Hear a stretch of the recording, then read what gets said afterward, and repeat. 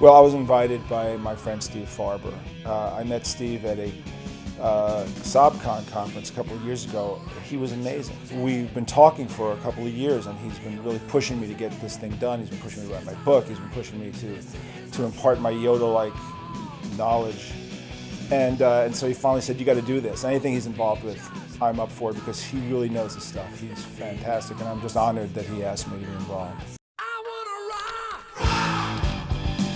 It's all a business. At the end of the day, rock and roll is a business. The difference with rock is that rock musicians in the public eye are given a free pass, and I'll explain. There's a phrase called party like a rock star. It's not party like a construction worker, or party like a baker, or party like a teacher, or even party like a World Series champion, or party like a Super Bowl champion. It's party like a rock star, which means that we're kind of given this free pass to do whatever we want to do. So we have this fame, we have this adulation, we have the success, and then you get the sex, drugs, and rock and roll all come with it, and it's a free pass by society to be as bad as you want to be, as long as you can last.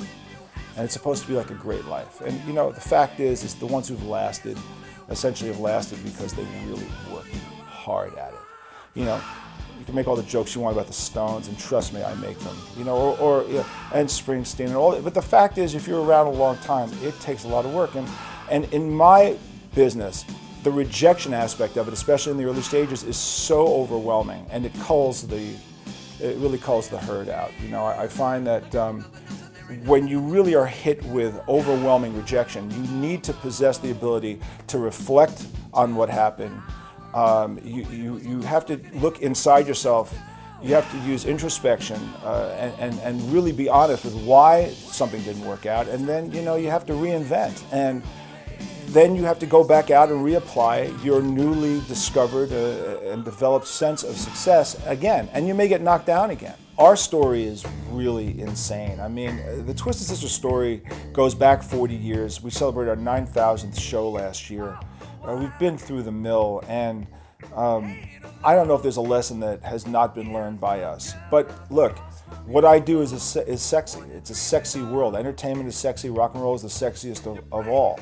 And I think every time you can peel the curtain back a little bit and learn a little bit more about it, it becomes fascinating. The Twisted Sister that made it, that everybody knows, is the 11th version of the band. I mean, we went through four singers and 7 drummers and two bass players and 3 guitar players, and we fired all these ex-members for drug and alcohol abuse and blah, blah, blah, blah, blah. And you got to have a strong stomach. So anyway, extreme leaders are people who can really take a hit and know how to come back, and you either have it instinctually or you don't. So while we're going to sit here and talk about what I learned, and it will be reinforcing, hopefully, something that's inside your DNAs, but I'm into the entrepreneurial world, and the entrepreneurial world is tough, and you can't survive it unless you really, really, really have a deeply seated need to succeed. Ultimately, with me into my 40th year of Twisted, because I founded the band about 40 years ago, the live side of it has kind of changed, and I think the mentoring side is there for me. So I'm really looking forward to writing my book, which is tentatively titled Before I Forget. And so for me, I love talking to people. I think the people business is great, and the entertainment business is a people business. And and if you suck as a person, it's not the business to be in. It's really simple. You really have to like people.